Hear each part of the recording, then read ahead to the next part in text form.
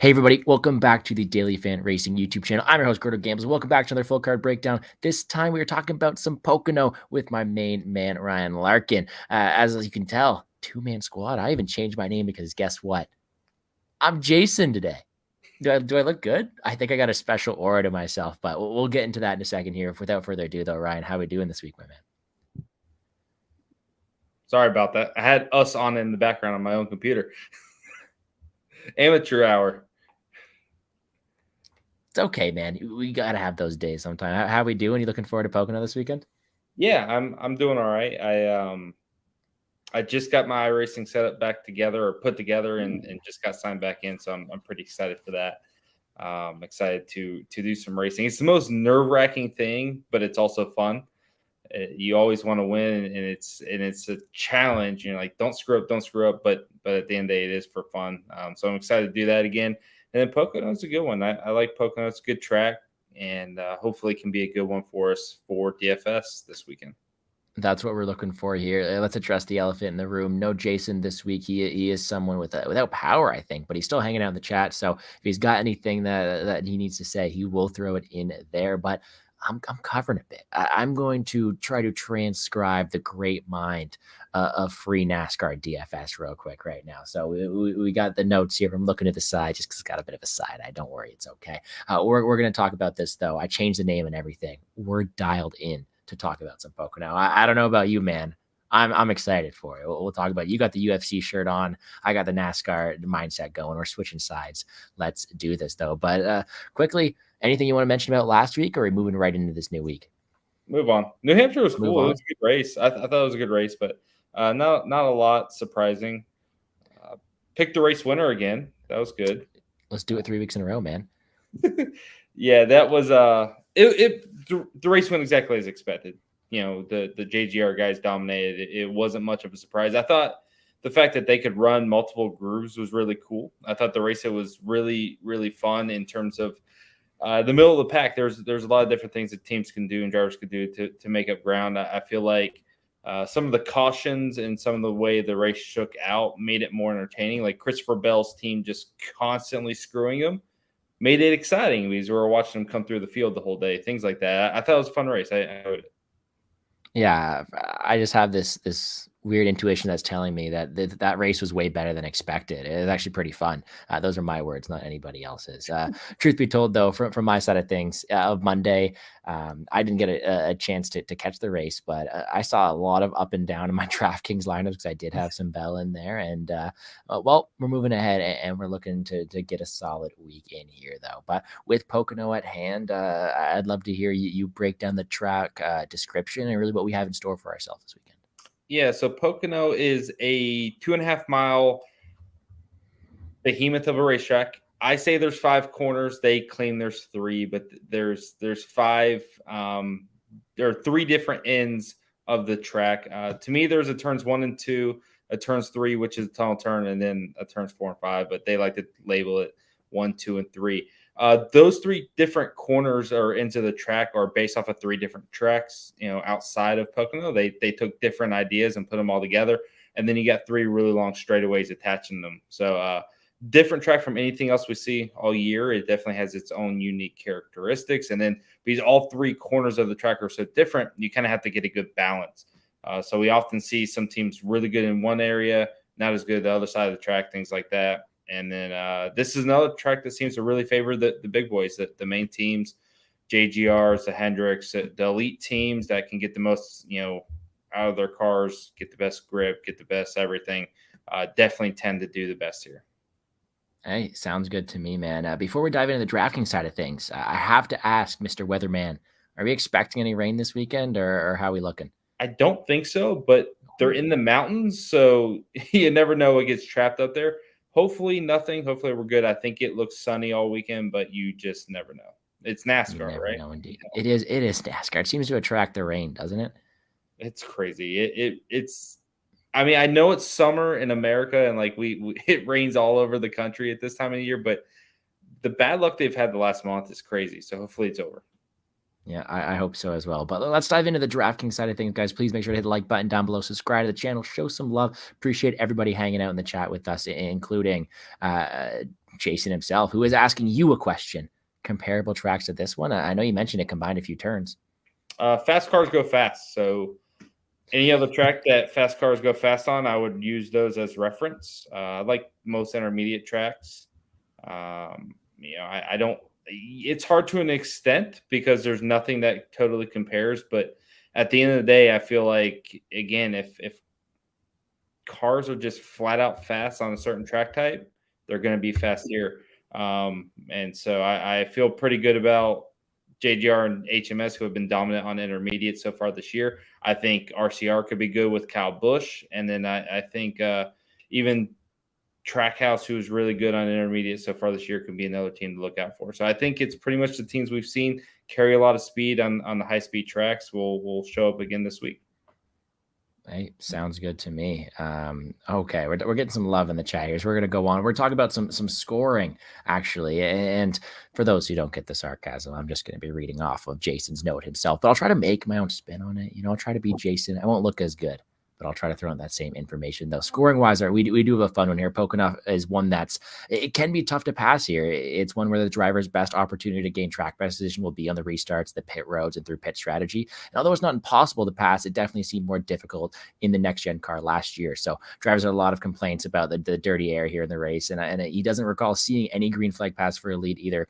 It seemed to be a weird one that way. 7 of the top 10 finishers started inside the top 10, and the top 4 starters all finished inside the top 9 of DraftKings scoring, which brings us to this fun graph that I made myself. Totally. Right here, though. So we did have to specify the non-invert races there as well. But no, recent scoring trends are reflect that the difficulty in passing is at 46% of the top 8 scorers on DraftKings came from the drivers starting inside the top 10. That is 11 top 8 performances, of which 6 came from the guys starting inside the top 3. So that early position, that qualifying is really going to pay a big factor, but also leading us towards the Dominator points. The Dominator points will also play a factor. We'll not see totals like we saw last week. Only 160 laps limits that Dominator upside, and differing those pit strategies usually split those laps out amongst different drivers. The last 3 non-invert races, we had 8 drivers score more than 10 Dominator points, with the 2 large performers being 29 and 28 Dom points, which really isn't all too many. So the pole sitter only scored 10 plus in all 3 races. Only one driver's done it starting worse in 9th, and that is the Melon Man himself, Ross Chastain. I love that guy. I don't know why, but I love that guy too. The next focus of scoring will also be on the place differential. So we're targeting those drivers starting that 11th to 30th range. The 11 to 20 guys really don't score an 8 to 12 point differential place differential points and finish inside the top 7. So that 21 to 30 range, you're looking for those guys who can give you those 15 place differential points and finish in and around the top 10. 30th on back is ideal range for value, but all of that really wraps around to qualifying. How do I sound, man? You sound just like Jason, but a little Canadian-y. So very, very good. But you had your own little spin to it. I like that. Okay. Well, what do you gather from all that information that Jason went out and through there? Seems like it's going to be a big week for early position if it is hard to pass. And another one of those ones where qualifying is going to play a big part into this. Yeah. So I think the biggest aspect to that is you're not necessarily going to see a lot of drivers qualify poorly here if they got a fast car. They're pretty much going to go ahead and deliver on their qualifying lap, which means we're not going to get a lot of skewed starting order, which is why you see so many drivers. I'm going to pull up that graph again because Jason spent a lot of time on it. We want to give him all the love for it as we can. But, 46% of those top 10 or top 8 scores started in the top 10. That's a huge chunk. Not really surprising, though, because the majority of your fast laps and your lap slide are definitely going to come from there.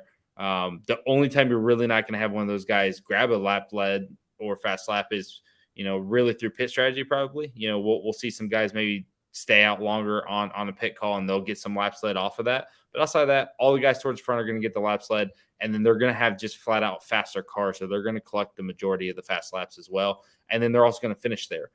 We don't see a ton of variance here. It's not like we see a lot of big crashes. There's always a chance that we do, but outside of, Denny Hamlin giving Ross Chastain a little nudge and a couple of small things, it's not a track that I sit here and say, hey, we're going to see a lot of variance. I think for the most part, the biggest concern that's ever gotten me here is fuel mileage. That's always been the biggest task around Poconos if we get screwed by fuel mileage. But it's really about hitting the fastest cars. I think qualifying, we may see a similar situation last year. And I think it's really good that Jason did the non-inverted race, because we had that whole era where they ran on Saturday and Sunday, and they inverted the field and things like that. That kind of skewed some things. So based on everything we see there, I think it's kind of a straightforward race, and I like that. That's fun to attack, and feel like we can do a better overall job with it. Hey, we don't mind a straightforward race, especially one that you can go out there and pick another race winner. We will get to that quickly before we break into it. Andrew's asking if pre-qualifying good candidates. That's exactly what we're going to do right now. We're going to go over our drivers to watch. And that's not necessarily predicated on qualifying. We don't know what's going to happen in qualifying yet. It's drivers to watch, whether it be from a fade perspective, how they perform in qualifying, or someone who we see to be good targets. Some people we're definitely going to go here and talk about next. If you want, feel free to add anything on that as well. But also, I don't know how much I talked about lineup construction here as well. Are we targeting those guys starting in the back for value, or how much is place differential coming into play here? You're going to want some place differential guys. I think Erik Jones was the big standout last year, which we will get to. He started at the very back. I think he started 34th, ended up 9th. Like, anytime there's a play like that, you're going to want them. There will be a driver or two that tries fuel strategy or pit strategy, and they try to shake their way up towards the front, get a little lucky there. Jason mentioned it. There were a lot of guys that got loose off of turn 3 last year that did cause a few cautions to bunch things up. I think overall the cars are a lot more stable. They have a better understanding of this car this year, and I think we'll see less of that. But you just never know. I mean, we saw, even at New Hampshire or Gateway, we still see these guys losing it occasionally. We see some mistakes being made. So it's definitely possible. But I think this year as a whole, we're seeing a little bit less of the spinning out and random things like that, because they just have a better feel for the car. So I'm hoping we see less of that. If we do see those spins, then we could see some restarts and maybe some crazy things happen. For me, for lineup construction, and for, I think Andrew asked about overweight and underweight, trying to find pivots or whatnot. You're really, I think actually Briscoe's a good guy to look at for being overweight this week. All of SHR was really good here last year, and I don't think anyone's really going to want to play Briscoe and or Priest or Almirola based off of how they've looked this year. So a lot of those guys could go on their own. It all depends on pricing, depends on the slate situation where they qualify, things like that. But I think Kevin Harvick was really, really good here too, like really good top 5 speed type deal. And so Stuart Haas could be a really sleeper pick, whereas HMS and JGR were all like, oh, they're going to be great. Well, maybe everyone's on Hamlin and he busts, right? I think the JGR clan are all like plus 550 together. Martin Truex plus 550, Denny Hamlin plus 550, Kyle Busch plus 550. Like, those are super heavy favorites that everyone's going to be on. They're all going to run good. So you can go lighter maybe or underweight on those picks and hope to gain something. But for me, lineup construction is pretty much 2 dominators, 2 elite guys, and then trying to fill it in with a couple of mid-tier guys that can hopefully finish top 10, 12-ish, and then a couple of, salary savers that can hopefully get us some place differential and get a good score. That was like answering 6 questions at once, and I probably shouldn't have done that. But they just kept popping up, and I was like, I should maybe say something. You're making my job easy. I say we do dive into our drivers to watch this week. And you know what, man? If I'm talking about drivers, I'm going first. That's the best part about hosting this thing, is I can take control. And we're going to talk about my guy first. Mine. It's going to say Jason on this banner, but no, it is Jason. Jason's top tier driver to watch this week is, guys, you can guess it. It's going to be the Melon Man, Ross Chastain. It wouldn't be Jason's pick without talking about Ross Chastain. And you know what, man? It seems like Ross Chastain has his swagger back. Once again, getting back to a track that Team Trackhouse continues to bring speed at. When you look at the 4 races this year on this tire code, Chastain has the best average position at 4.63, along with the highest laps led percentage and the second best average finish, which includes 3 top 5s and a dominating win at Nashville the last time we were on this tire code. Pocono finishes haven't been great for him in his first week career starts, but last year he had a race-winning car, led 16 laps and scored the 3rd most fast laps before being wrecked by, and I quote, dirty cheating Denny while running 2nd. His teammate Suarez finished 5th and he had the 4th most fast lap at 10. Expect Trackhouse to show up again this weekend. If they show the speed in practice, you're going to have to rank Chastain amongst the dominating favorites. So there is a top tier driver to watch there. How was that one, man? That was a good one. Dude, I have to admit, your reading is phenomenal. Like, Like, you're literally taking all Jason's note and spitting it out perfectly. So props for that. Yeah. Thank you. I will second everything he said. We are definitely watching the melons this week. I think what Jason did say there to wrap that up is important, though, is um, we need to watch practice and qualifying because, Chastain was awful at New Hampshire. He was awful at Gateway. We've seen some times this year where that team has really struggled. Last year, they didn't struggle anywhere. They were great at like every track. They were a contender at every track. We want to make sure that Trackhouse is up to par.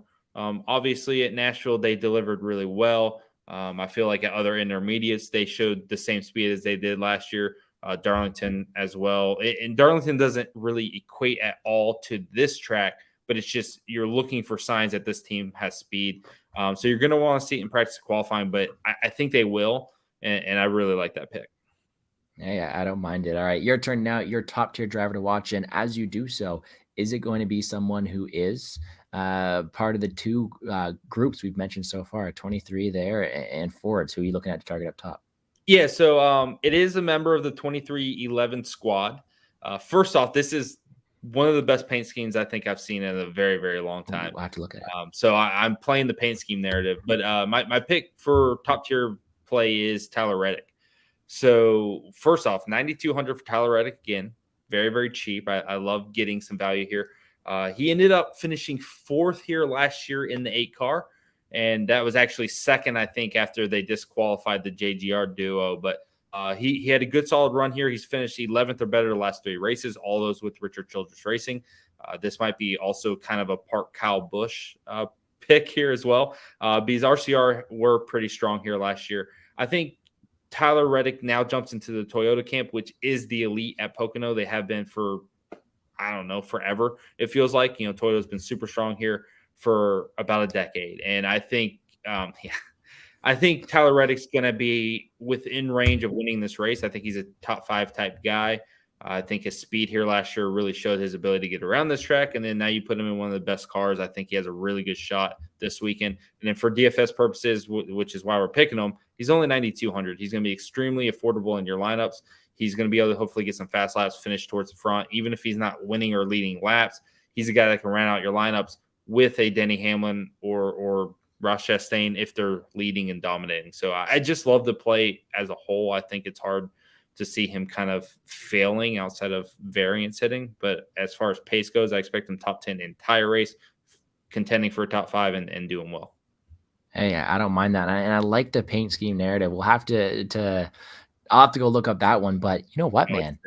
It's sick. I do know about another driver's paint scheme this week, and I have this weird feeling that you're about to talk to him next. I'm a big hockey guy.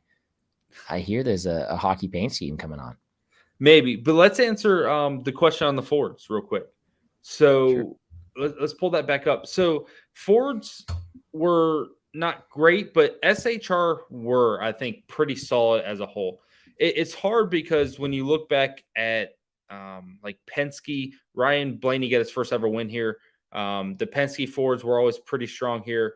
And as a whole, it felt like Ford was pretty good at this track. Well, last year and all of last year on any fast track, it felt like they struggled. But Haas, I felt like was pretty decent here. I'm going to pull up the speed ranks real quick just to make sure I don't talk out my ass too much. Even though it's something I tend to do, I guess. But Kevin Harvick, I thought was pretty strong. He was running towards the front. And then for the most part, I guess they were all top 20-ish in terms of speed. So Harvick was 15, Blaney 16, 17th Almirola, 18th Busher, 19th Briscoe. Like all the Fords are just lumped up there in terms of speed. But running order, I felt like they were more towards the front, and I thought they got decent finishes.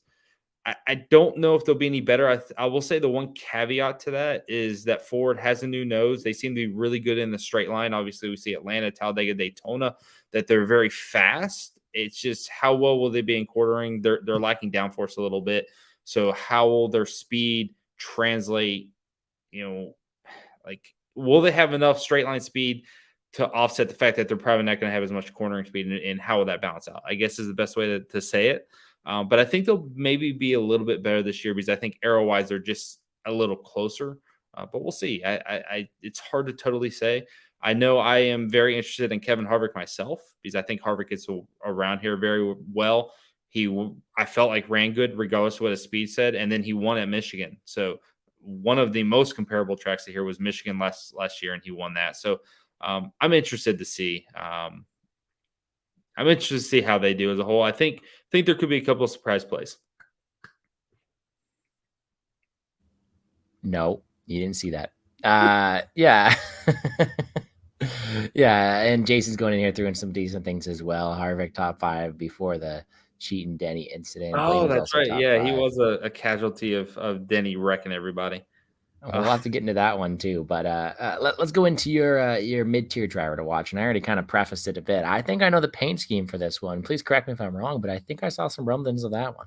I did not see anything on Daniel Suarez paint scheme, but I'm very interested in it now. You're making me curious. You said something about hockey and all types of stuff. It's Florida Panthers, man. Is it really? Yeah. Oh no, that's the SRX car. No, I thought I saw. Yeah, I think it's an SRX car, which they're racing right now. It is. Oh, I was wrong. I did see it though. That's still pretty sick. It's still hockey, so he's a hockey guy apparently. I'm not sure that translates to Mexico and anyways, but so Suarez was 6th in green flag speed last year. So Daniel Suarez is my mid-tier play.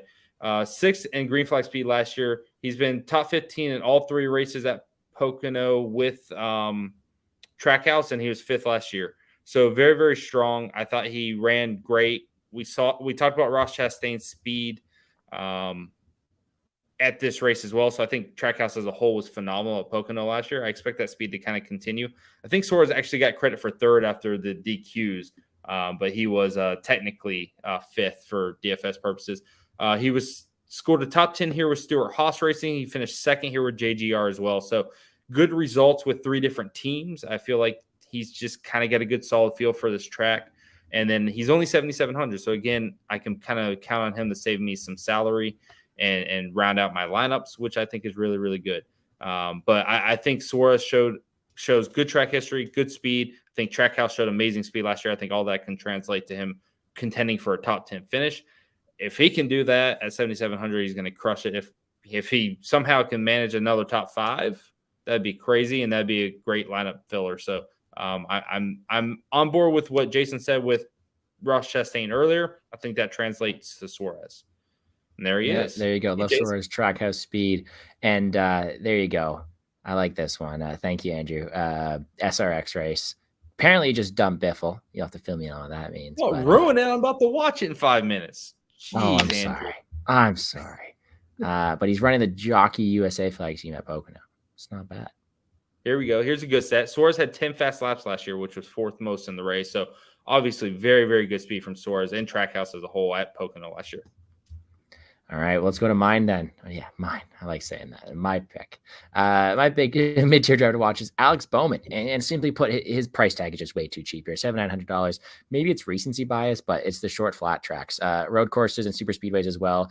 They're not I misread that. You talked me up too much about reading well, and now I mess it up. But short flats, road courses, and super speedways are not exactly Bowman's bread and butter, but tracks like Pocono are. He gets to really take advantage of HMS speed here at these track types. 5th best average position, a 6th best average finish on this tire code in 2023, with the 7th best fast lap percentage.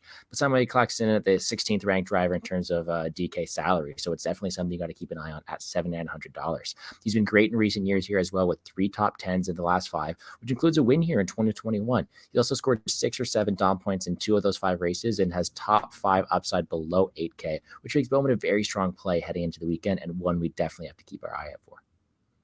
Yeah. You got there. Alex Bowman, baby. So I did get there eventually. And you want to know the best part about this? I get to go back to back. I get to talk about the value tier driver to watch, which is definitely someone for the value for sure. Because if we're talking about salary, save it. 5.6K, Corey LaJoie, once again, a great source of value again this week, has finished top 20 in all 4 races this season on this tire package. His average running position is 19.63, only behind Erik Jones when looking at drivers priced 7K or lower. He's been decent here with 4 finishes between 21st to 23rd in the last 5 races here and held an average position of 20th in this race last year. This team is easily 4 spots better than it was last year, giving him top 15, top 20 upside at only $5,600. He seems like a very good value play to be able to fit into your lineups, be able to get to these guys in the top range, and someone who I'm looking to target or definitely watch for this value tier range. Do you agree with that one? And if so, who is the guy you're going for otherwise? Yeah, definitely like Corey LaJoie, except for he screwed me last week, so I'm kind of pissed at him. But yeah, I mean, he's done a really good job at this track historically. He's or I don't shit. I was thinking Erik Jones there for a second. Erik Jones is my pick. We'll get to him in a second. Whoa. I have no idea if Corey LaJoie's done good here historically. Let's see. Yeah, 19th last year, 23rd, 21st, and 23rd. Go fast. So actually, yeah, I would say historically, he actually has done good relative to equipment. I think, what Jason said about the tire, this tire and the similar tracks this year, I think is kind of the truth. I know the guy that he works with, Reed over at Run Pure, really never likes LaJoie at tracks less than a mile or less than a mile and a half. He likes LaJoie on these bigger tracks. And so that's kind of a history thing with LaJoie, that he's good at this style of racing. But again, I'm kind of upset with him from last week. I was looking at my Erik Jones notes. I was trying to look up something real quick, and that's what got me off guard. Usually I have Jason here, and he'll talk, and I can look at what I want to say and revisit what I'm thinking, and it just totally screwed myself. So my pick, Erik Jones, you got him up there. So first off, Erik Jones has the 8th best average finish of active drivers here. He had a really good run here with JGR. He scored 4 top 3 finishes with that team. He also had a couple other top 5s, an 8th place finish, things like that. Just really good track history. Ran towards the front, led laps, was always solid. Here last year with Petty GMS, finished 9th after starting 34th. He led 11 laps. He was top 5 in both stages. A lot of that's going to be probably more strategy related than it was outright speed. But I feel like Erik Jones is the guy that gets around this track really well, which is an important factor. 2, he's a great restarter. We heard Jason say that earlier in this race that we saw a bunch of single car spins or there was issues off turn 3 last year, which got us some restarts. I think Erik Jones is a guy that can make up ground on those restarts, especially when they get 3-4 wide. He's a guy that will force the issue. He'll make things happen. And he's just a great restarter. He always has been. He's aggressive and he gets things done. So I feel like Erik Jones, one, because of the price point, he's not super cheap. It's like the first time ever I feel like I've given someone higher than like 6,200.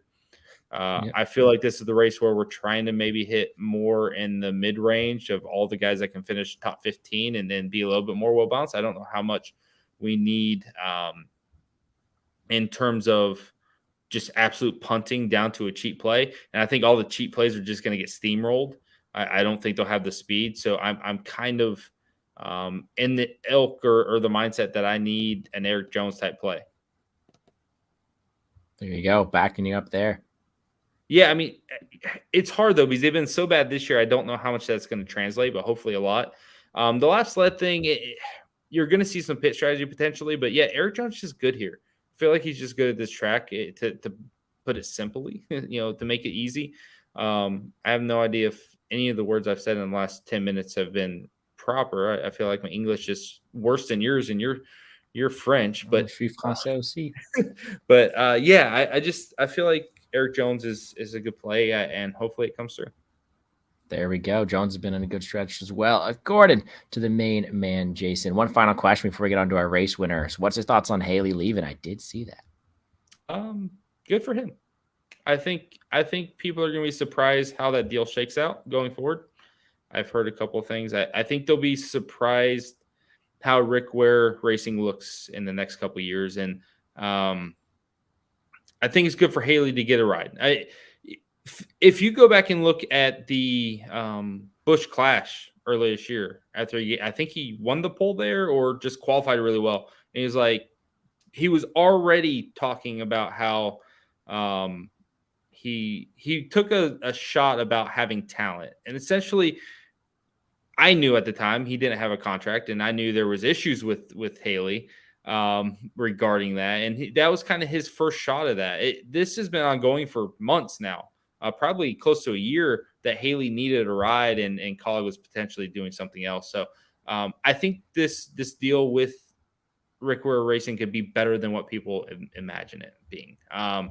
For the rest of the year with Kaulig, I'm not super high on that. I think he'll be left out of some important meetings and some important things that will kind of make it more difficult for him to understand. I don't think he'll get a lot of simulator time with Chevy, if any. Maybe not. Maybe they'll be like, we don't care. But I think he's going to get kind of the bad end of the stick the rest of this year, which could hinder him.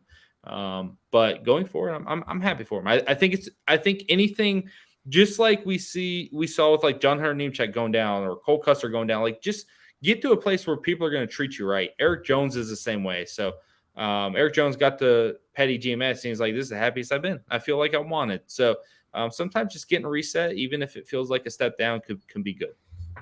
All right. Well, I'm sorry. Hey, that's okay, because now we're going on to our race winner, and people are asking real questions, and I'm just rambling. No, you're doing well, because you got 2 race winners back to back. You're gonna make it 3 in a row here. Who is your race winner this weekend? Technically, Atlanta split the race winners, but Atlanta don't count because no one could really pick that shit. But yeah, we got Shane Van Gisbergen right. We got well, kind of, sort of, but I'm taking the credit, and we got Truex right last year. Apparently, people want us to talk about Kyle Busch, though. So let's talk about Kyle Busch. Okay. I guess. He is not my race winner, but I know people are going to be on Kyle Busch. The first thing about him leading laps last year, that was in the JGR car. That was in the fastest car. He's not in that car anymore. So the first thing that goes through my mind is, hey, like, is he going to be as good as he was last year? Can he compete with Denny Hamlin and all those guys? The caveat is Tyler Reddick had a fast car. RCR were faster. So maybe that speed, just like at Auto Club, fast cars go fast. They're extremely fast at Auto Club. Reddick was strong last year in that 8 car. It's very possible that Kyle Busch comes out strong. My issue with Kyle Busch right now is, one, he shouldn't be a co-favorite. The JGR car should have the edge. I think Kyle Busch is getting a little too much love there. But Kyle Busch should be a top 5 contender. He should be in the equation. Much like Ross Chastain, I want to see the speed that he has in practice and stuff, but I think Kyle Busch would be good. And anytime he's coming off a race like last week where he's got to, make up for a bad showing, he usually shows up. So I think he'll be good. I'm a little nervous on him being super heavily owned and all that. I think he's going to be chalkier than he should be. To answer the question, I think he'll be chalkier than he should be, because I think the JGR cars, I think a lot of those guys should be favored over him. There we go. All right. Well, let's get to that race winner now. And is it going to be Bubba Wallace? Because you haven't talked about him yet, which is a first. It almost was just for fun. But no, it's not Bubba Wallace. It's actually Ross Chastain. Taking my man. Melon Man. So I don't know how Jason let this go. Jason always gets first pick. Every week I bow down to him and say, here, Jason, I know you need the help. You get first pick, take whoever you want. And he left Ross Chastain on the table for me, which was the first crazy thing. Then I looked up the odds, and he's plus 1,100. That blew me away. So not only do I get to give a good pick, but I get someone at pretty good odds. I'm happy with the odds. Literally, you can just run down everything Jason said, or that you said from Jason's notes. Ross Chastain was great here last year. Great restarter, great at this type of track. I think he'll show up and be a strong contender.